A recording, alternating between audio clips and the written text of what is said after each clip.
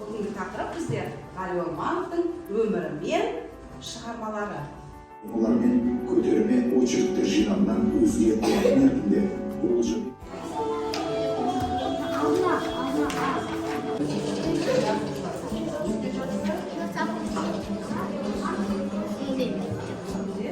Дайын болады қазір. Оны сықайдырайық, иә балдар? Тартпасын неге ол мені жүргегім болса, жылғасы 5-ші күнге туған ел, туған жердің әсем табиғатын асқар таулар сияқты қисса дастандарды Біржан мен Сара Кембірбай Кім естесін оқып бермекші? Кім дайын бізде?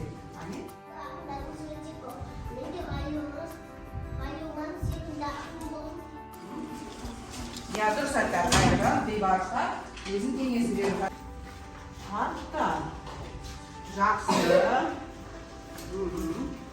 Рахмет сіздерге, құрметті біздің оқушылар.